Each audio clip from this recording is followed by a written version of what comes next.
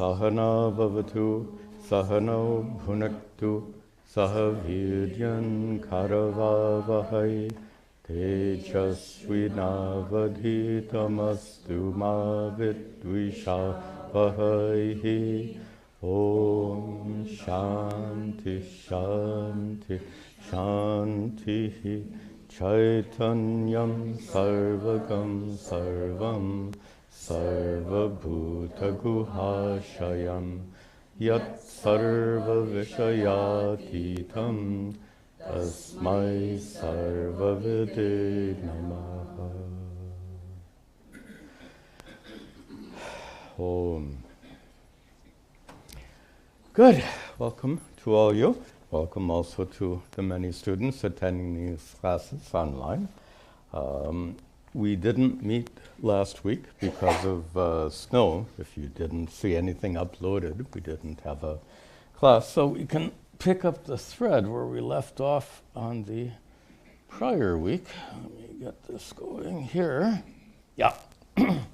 So in the last class, the context you remember is Shankara is now refuting the teaching of a contemporary of his. And this is the kind of teaching you find in more advanced texts, and especially in commentaries, where a teacher will take up opposing points of view, examine them very thoroughly, and dismiss them. This is our tradition. We call it Purva Paksha Siddhanta. And allow me to point out something that's obvious but overlooked.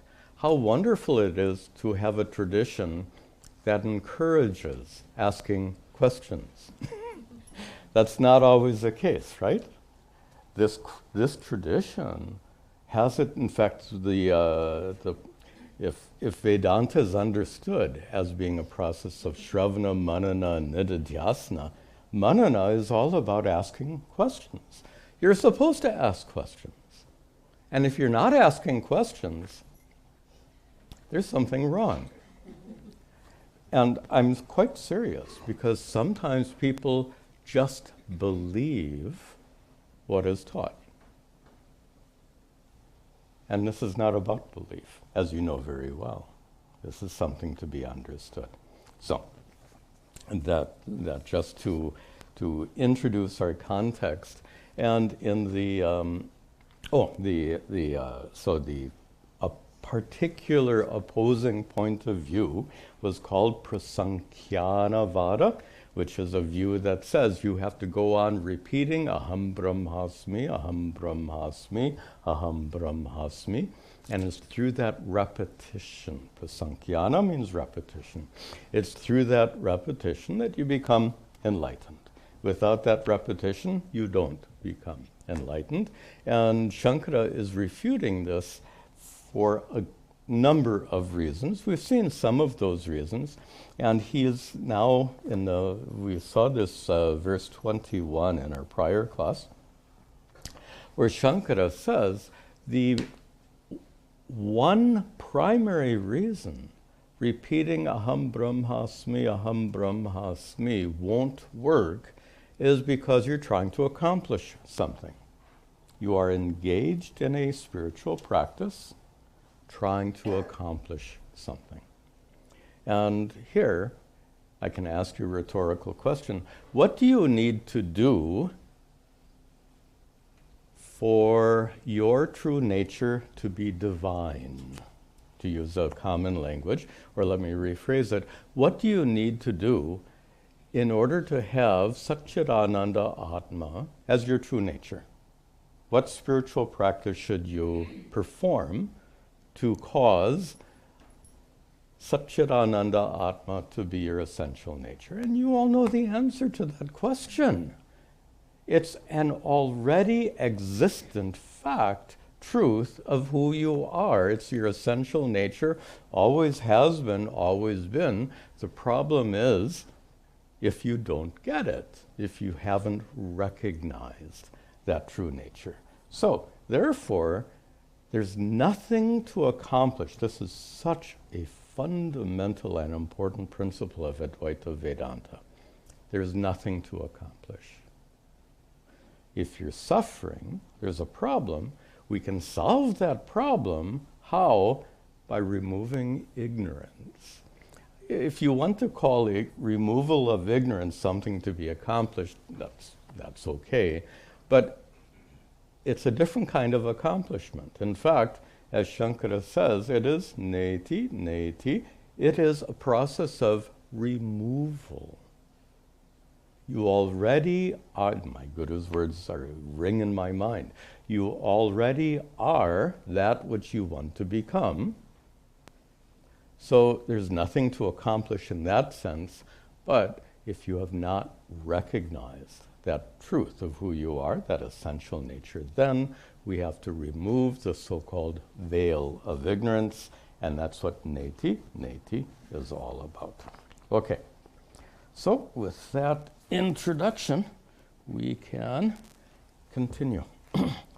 Praptaschet pratishadyeta, praptaschet pratishadyeta, moksho nityo bhaved dhruvam, moksho nityo bhaved dhruvam, ato prapta nishedhoyam, ato prapta nishedhoyam, divyagnichayanadivata, divyagnichayanadivata.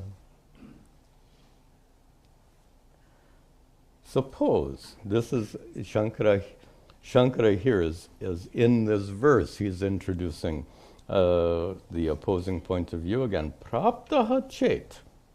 Suppose that you have acquired something, and then pratishadyeta, and it needs to be removed. Suppose gaining moksha, he says mokshaha, he says chet, suppose moksha is getting rid of something you've acquired, getting rid of a problem. And a good example of that is illness. If you acquire a disease, you want to get rid of that disease. Or maybe even a better example is sadness. If sadness enters your mind, you want to kick it out, so to speak, remove that sadness. And is moksha the same way? In fact, many times moksha is called the solution to bhava roga. Roga is illness. Bhava roga, the illness of worldly life. So the problem, of course, is what happens when you treat an illness?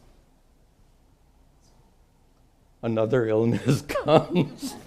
Yeah, that's just a fact, right? We all know that in life. You get over one bug, you get another bug, you solve this problem, you get another problem. There's no end. Well, there is an end to physical problems. When is that?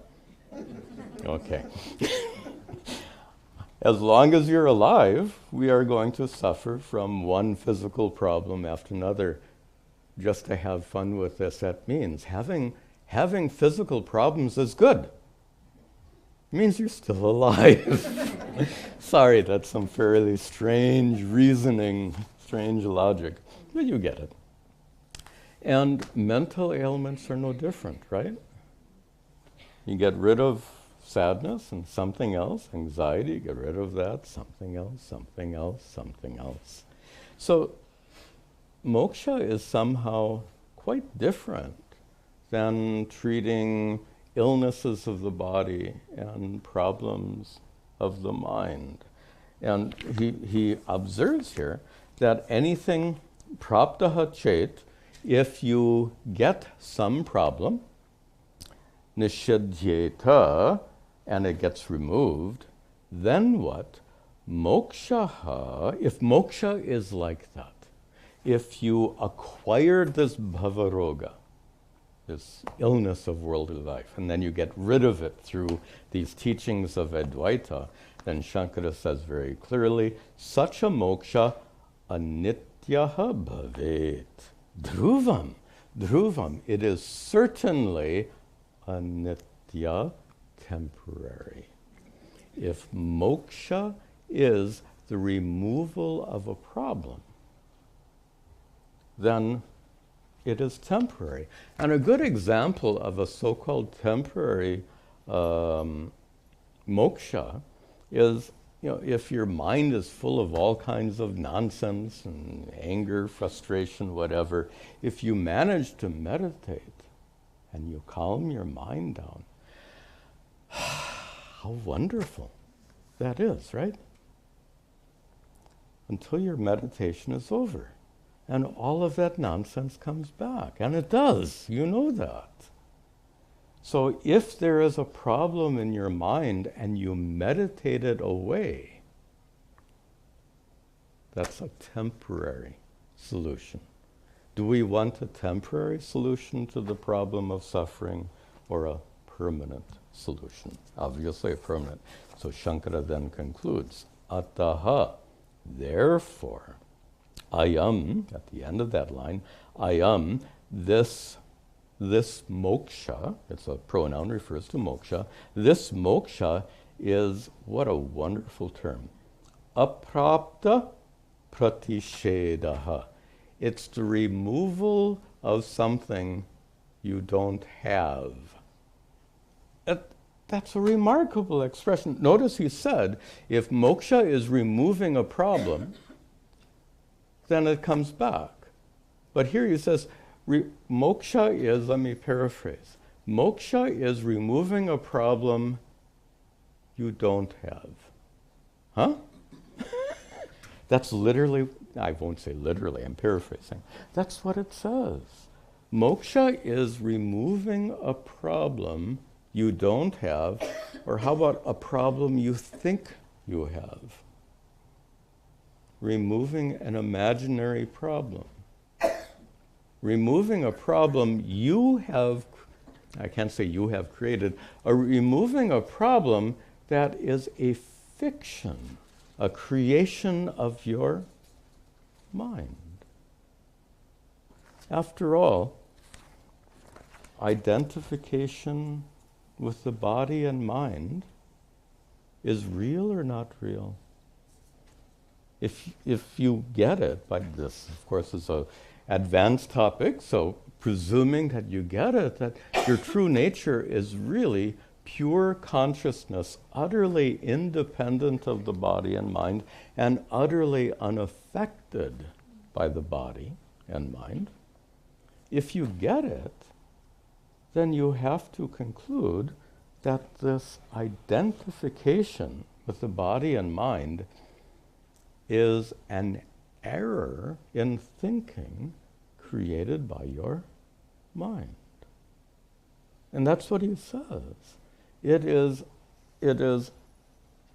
apraptaha, it is a problem that is not a problem. It's not a real problem. By the way, in Advaita Vedanta, real means anything that is permanent. So if there were a real problem, by definition, you can't do anything about it. So here,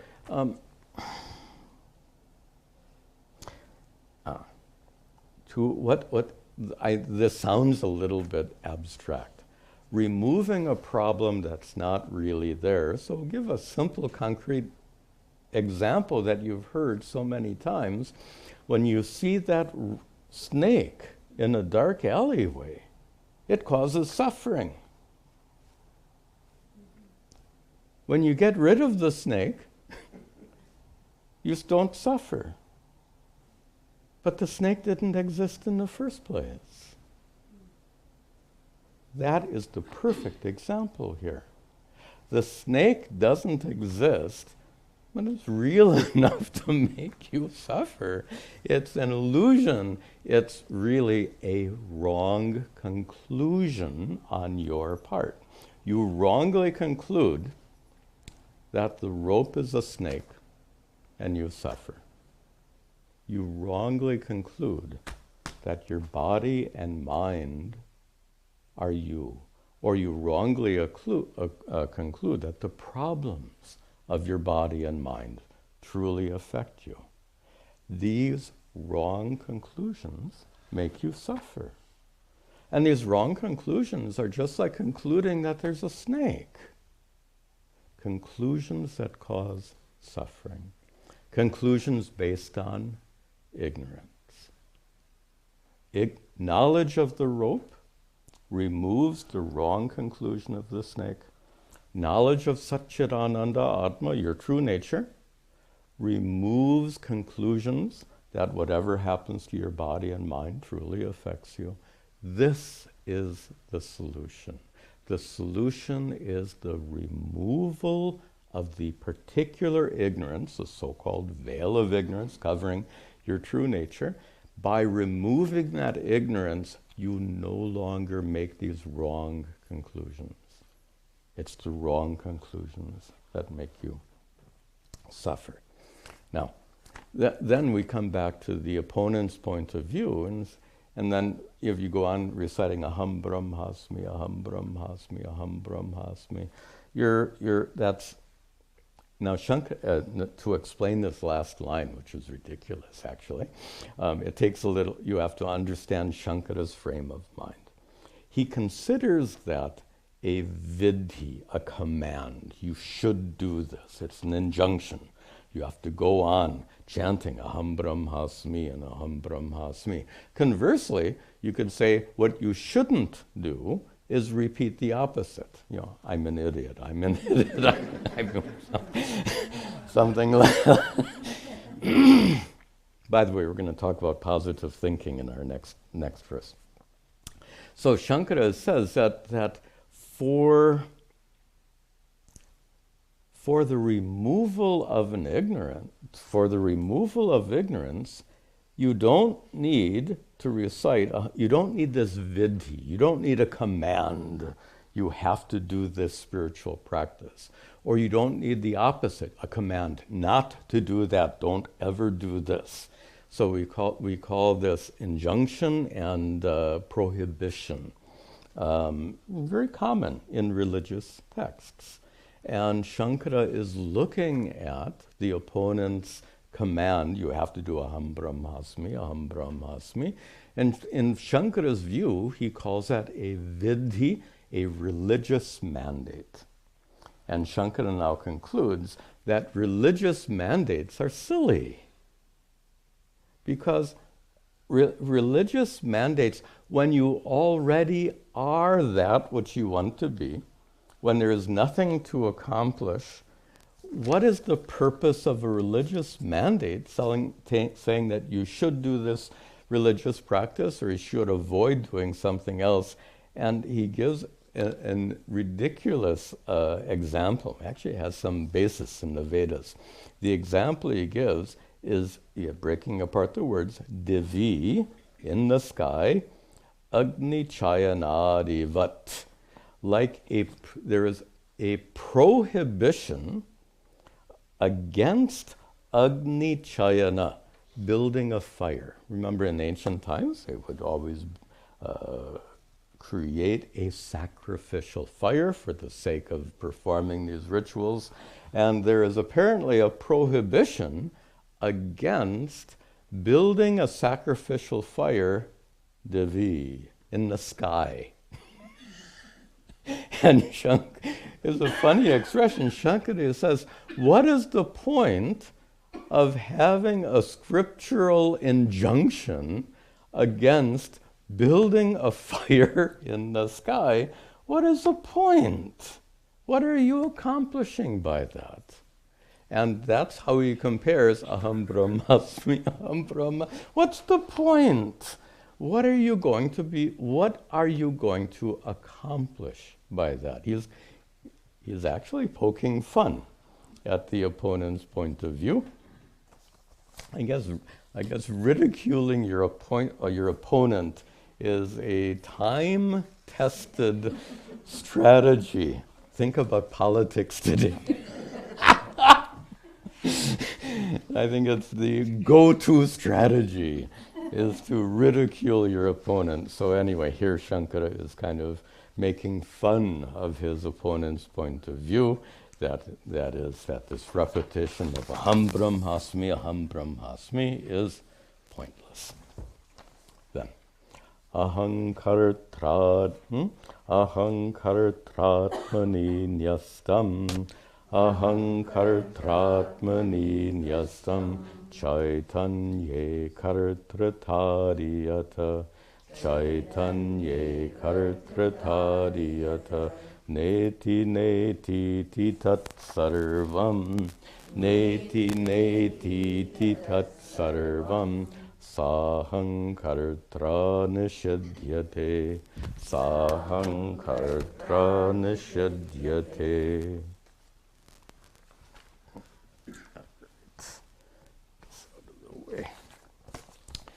All right. So he's now talking about the problem. The problem is atmani, on your true nature, ahankartra nyastam. Nyastam here means superimposed. What is superimposed? Ahankartra. Ahankara in the technical sense. Please don't use the sense of ego or pride. Self-identity. I am this and that. I am Swami Tadatmananda. Swami Tadatmananda is the person sitting in this chair talking to you. Consciousness doesn't talk. So if I'm identified with consciousness, I am utterly separate from the person sitting in this chair and talking to you. That's just a fact. That's a fact of experience. And that's the problem, of course, is that until these teachings of Vedanta go in very deeply, that's not your perspective at all. You identify with the person sitting in your chair. What a funny way of putting it. You're not the person sitting in your chair. You are pure consciousness, independent of that individual person sitting. And obviously, I'm not suggesting that there's no relationship between the two. Obviously, there's a relationship between the two, but your essential nature is consciousness. Your essential nature is not the person sitting in your chair. That's it. So he says that this is the problem. This ahankartra, the self-identity, nyastam, is superimposed atmani, on your true self, which is chaitanya, which is pure consciousness. Yet kartratari, the sense of being an agent of action. So right now, you are listening to this class. No, you're not. The person sitting in your chair is listening to this class. This is Vedanta. The person sitting in your chair is listening to that class. Yes, you're related to that. How are you related to that person? You are the consciousness that reveals what the person sitting in your chair is experiencing. The experience of the person sitting in your chair is known to you. It's a very nice way of putting these teachings. It makes it a little bit more experiential, and I think that experiential dimension is too often lacking in these teachings. So let's get it at that experiential level. You are not listening to this class.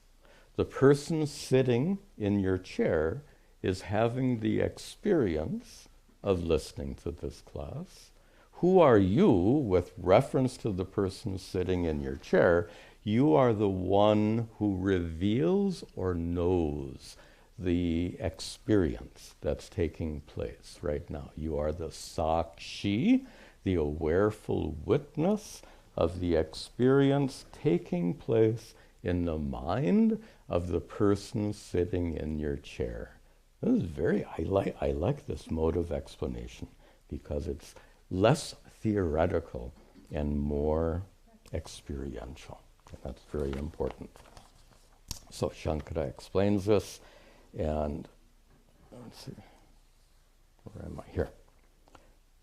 Okay.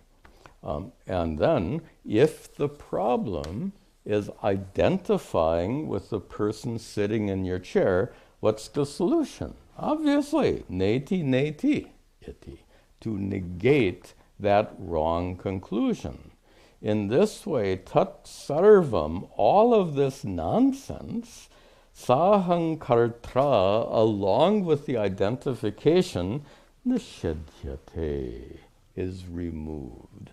The problem is removed by neti, by negating the wrong conclusion, particularly by negating the false identification with your body and mind. Shankara is very clear here. It is the negation of false identification that solves the problem. So if that's so, not if, since that is so, what's the purpose of reciting aham brahmasmi, aham brahmasmi, aham brahmasmi? Now we can make an interesting observation. That I am Swami Taratmananda can be superimposed on Atma. The person, let me keep it in the second person. The person sitting in your chair can be superimposed on Atma. And we want to remove that superimposition. Suppose I tell you, okay, go on repeating aham brahmasmi, aham brahmas, I am Brahman, I am Brahman. Tell me, the repetition of I am Brahman, isn't it an attempt to superimpose I am Brahman on Atma? You all know about positive thinking, right? You're supposed to think, I am wealthy, this is ridiculous stuff. And what's ridiculous is because they think it actually works. I don't get that. Anyway, they call it manifestation. Okay. But tell me, if set aside this manifestation business, which is completely New Age, but this positive thinking precedes New Age thinking. So positive thinking maybe has some psychological purpose. If you think that, if you think no one loves me, that's a good example. No one loves me. Well, maybe you should think, well, my mother loves me. My mother loves me. My mother loves me. My mother loves me. I'm kind of being dramatic and silly to make a point, and the point is that kind of positive thinking has some merit, right? How does it have some merit? You have superimposed, your ego is identified as being someone whom no one loves. And here, you're trying to superimpose, my mother loves me, you're trying to change your ego. Isn't that what it is? So the ego that thinks no one loves me, now you're trying to make that ego into my mother loves me, so at least someone loves me. You get the point, but all of that is on the ego, and everything in the ego is superimposed on Atma. So look at this. No one loves me is superimposed on Atma. My mother loves me is superimposed on Atma. If you say, I am an idiot, superimposed on Atma. If you say, I am Brahman, superimposed on Atma. It's an idea, a concept. And to be honest, it's wishful thinking. It doesn't work like that. So if you look at this, I am Brahman, as some kind of positive thinking, it is another superimposition on Atma. It's a superimposition on a superimposition. Right? You already are superimposing the person sitting in your chair on Atma. And now this new idea comes along and says, oh, you should superimpose, you are Brahman. Now you're superimposing, I am Brahman, on the person sitting in your chair who is a superimposition on Brahman. This is superimposition on a superimposition. Mathematicians would call it superimposition squared. How's that?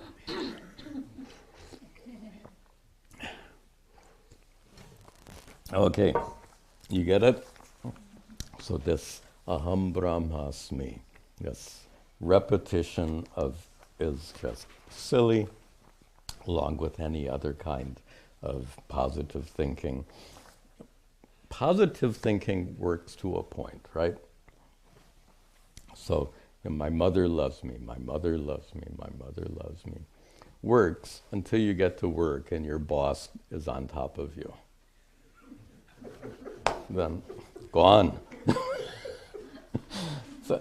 So we acknowledge that positive thinking has some value, but its value is at a superficial level, a psychological level, and it's really speaking quite limited. All right, then.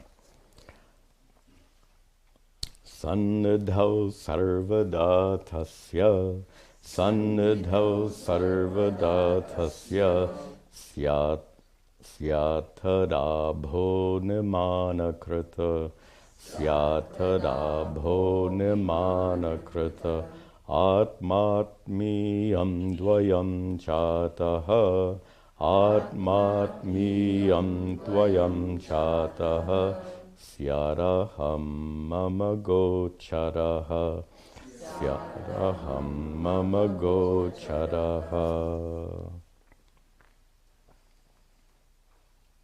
So Shankara explains what's going on here. He says, tasya, for the ahankara, that's our topic. Tasya, for that ahankara, sarvada sannidhau. Since the ahankara is sarvada, constantly, sannidhau, in the proximity of Atma. Shankara is speaking very tersely here. We have to add a lot of words.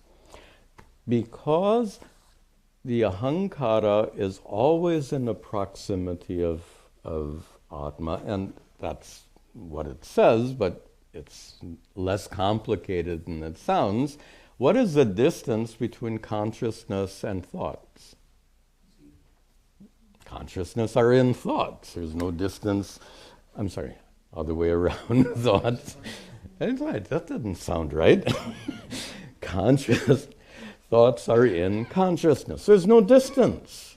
All mental activities arise in consciousness, along with identification with the person sitting in your chair. That identification, I am the person sitting in this chair, that identification arises in consciousness. There's no distance. And syat, for this reason, tad abhaha abhimanakrit. For this reason, abhimanakrit, that ego, which has the tendency of identifying itself, that's why we call it the I thought. It's a label. You label things I. You label the body I. You label the mind I. Or to go back to our theme, you label the person sitting in your chair I. Clear. The person sitting in your chair gets the label I. That is the abhimana krit. That's the ego doing its work. It's supposed, by the way, it's supposed to do that. You know, if you had, just to have fun with this, suppose you had no connection whatsoever to the person sitting in your chair. What would that be like? Yeah, that is so counterintuitive. Of course you're related to the person sitting in your chair. You are the consciousness that gives sentiency to the person sitting in your chair. That's not the issue. The issue is you call the person in your chair I. That's the problem. And therefore, tad abha, that ahankara has the abha appearance of being the true I. If ahankara is the false I, the false I masquerades as being the true I. The person sitting in your chair masquerades as being the true I, which is pure consciousness. You may have heard me say before that ahankara is a thought masquerading as your true self. It's just a mental event. It's not who you truly are. It's a thought that usurps your true identity as sat-chit-ananda atma. It is well, that's a funny metaphor. The ahankara has had a successful coup and, and has assumed ownership of the person sitting in your... No, I can't, that's wrong. Has a successful coup means the ahankara is now crowned as I. How's that? I don't know if that works, but just having fun with that idea. Okay. This is the problem. And as a result, at the end of the third line, ch18, cha and ataha, as a result, dvayam syat. Syat is in the final line. Two things happen. What two things happen? Atma and atmiya. Here you need to know a little Sanskrit. So atma in this case doesn't mean sat-chit-ananda. Here atma means the pronoun I, and atmiya means the pronoun my. I and mine. These two pronouns, aham and mama. In fact, he uses those in the last line. He says, aham mama gocharaha. Atma and atmiya, I and mine, get defined by the words, gochara, they are defined, they are identified by the words aham, the Sanskrit pronoun for I, and mama, the Sanskrit pronoun for mine, my. So here, Shankara is actually, we'll see the next verse. Shankara is beginning to develop a new topic here. The power of words. And especially these words, I and mine. They're labels. And whatever you label as I and mine, you take pretty seriously.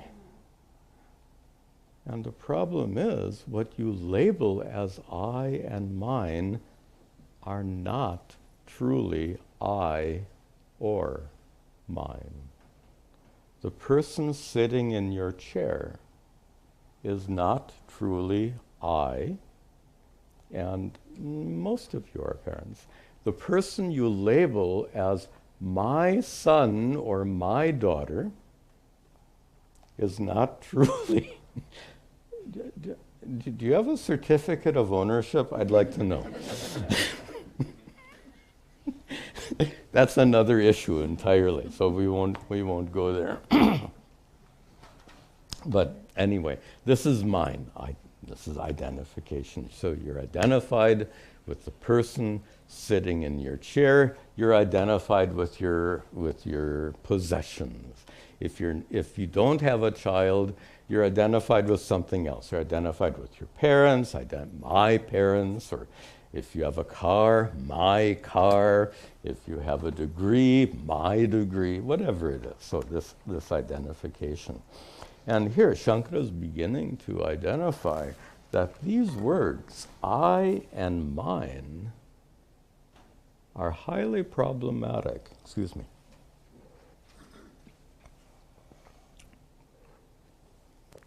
Because as soon as you use those labels, you get into trouble. Remember pronoun. I mean, pro, in the, I think the Latin sense, that which stands pro, for something. Sorry for being just me. So if there's a pronoun, pro and con, then there should be a con noun. Sorry. And my mind works in weird ways. Anyway, you know that pronoun then represents a noun. But what happens is we use pronouns carelessly, incorrectly, and that's a problem. It's a problem of language. It's a problem of thinking. And Shankara is going to explore that more in the coming verses. We'll just see the first of these verses. It goes on for several more, but he is now shifting to the topic of the issue of words and how words can get us in trouble. Jati karmadi matwadhi, jati karmadi matwadhi, tasmin shabdas tvahankriti, tasmin shabdas tvahankriti, na kaschid vartate shabdas, na kaschid vartate shabdas, tadabhavat swahatmani, tadabhavat swahatmani. In the middle of the second line, shabdaha. Shabda here is a Sanskrit word for word. Shabda here means word. Has other meanings as well. Here shabda means word. And what about these words? Words that are tasmin ahankriti. Tasmin tu ahankriti. We need to split all this stuff apart. These words, tasmin ahankriti, apply to this ahankara, this ego, this sense of self, this sense of identity. What kind of words? So words apply to the person sitting in your chair, just to paraphrase. Words apply to the person sitting in your chair. What kind of words? Jati karmadi. Words like jati. This is, remember, Shankara lived over 1,200 years ago where caste was a big thing. So jati, karma, your responsibilities according to your caste to do certain rituals, etc. Let's translate this into a more modern view. So actually jati is not, it's often translated caste, but it really means the condition of your birth. So many of you would say, I am Indian. I wouldn't say that.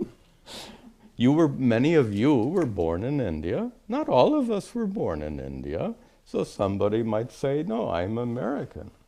So and when you say I am Indian or what an interesting thing. I am Indian or American. Tell me, what part of you is Indian? What part of you is American? It just so happens that your mother gave birth to you in India. That's an accident. Suppose your mother was visiting the United States and gave birth to you. That would be confusing, wouldn't it? Anyway, these are arbitrary labels. Karma, another good one. Many times we identify ourselves in terms of our professions, right? I am a doctor, I am a teacher, I am this, I am that. If you're a doctor, what part of you is a doctor? If you're a surgeon, would you say my hands are me? Because what is it about you that performs surgery is hands? No. So what part of you is a surgeon? Surgeon isn't, doctor is a concept, right? Another concept, another superimposition on Atma. It's another attribute of the person sitting in your chair. All of these attributes, the attributes of the condition of your birth, whether you were born in India or elsewhere, the condition of the profession that you happen to be engaged in, all of these belong to the person sitting in your chair, and all of that is superimposed on consciousness, Atma. All of that exists in a relative way, but all of it belongs to the person sitting in your chair. Fine. All of it doesn't belong to pure consciousness, Atma. But it gets superimposed, and that is the problem. So here Shankara is talking about the problem of words. When you have these words like, I am Indian, I am American, I am an engineer, I am a doctor, I am a teacher. All of these words get superimposed falsely on Atma. And Shankara concludes here, he says, Na kaschid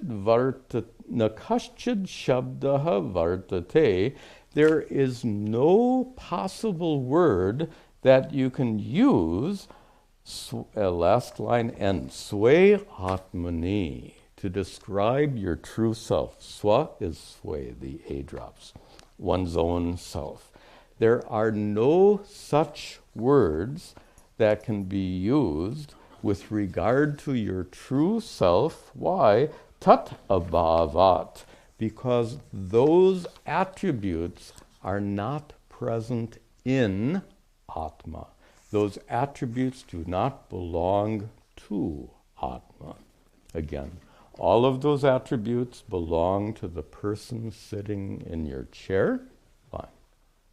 But those attributes do not belong to you, the one who knows the person sitting in your chair. Just to go back to that, I don't think I've used that before. I like this. Is the person sitting in your chair known to you or not? Now let's go back to Vedanta 101. Anything known to you is not you. This pot is known. Therefore, it's not me. This chair is known. Therefore, it's not me. The person sitting in this chair is known to me. Therefore, is not me in a fundamental sense. I am the knower of the person sitting in this chair. I've never used this language before. It's very powerful, very experiential. I like it quite a bit. Nice They have this discussion, and Shankara will go on more with the problems caused by language, caused by words. We'll see that in our next class.